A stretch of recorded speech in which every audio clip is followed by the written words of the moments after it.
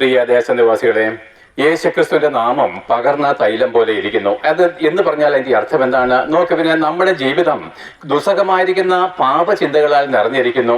അപ്പോൾ പകർന്ന തൈലം പോലെ യേശുക്രിസ്തുവിന്റെ നാമം ഇരിക്കുന്നു എന്ന് പറഞ്ഞാൽ അതിന്റെ അർത്ഥം എന്താണെന്നറിയാമോ? നമുക്കറിയാം, നമ്മുടെ അടച്ചിട്ട ഒരു വീട്ടിലേക്ക് നമ്മൾ കടന്നു ചെന്നാലും, നമ്മുടെ മുറിയിലേക്ക് നമ്മൾ കടന്നു ചെല്ലുമ്പോൾ കഠിനമായിരിക്കുന്ന ദുർഗന്ധം അവിടെ ഉണ്ടാകുന്നു എന്ന് വിചാരിക്കുക.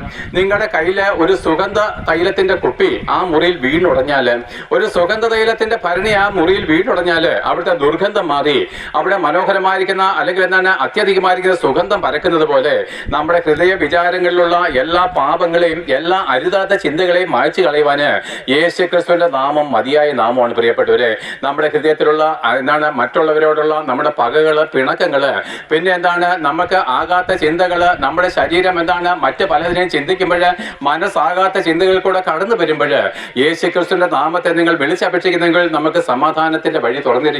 നിങ്ങളുടെ ഹൃദയം സന്തോഷം കൊണ്ട് നിറഞ്ഞിരിക്കും.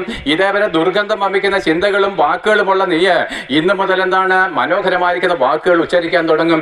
ഇന്ന് വരെ മറ്റുള്ളവരെ അടിച്ചധിക്ഷേപിച്ച, മറ്റുള്ളവരെ എന്താണ് തകർത്ത് കളയുന്ന നിന്റെ നാവിന്റെ ആ പാപ സ്വഭാവം മാറും.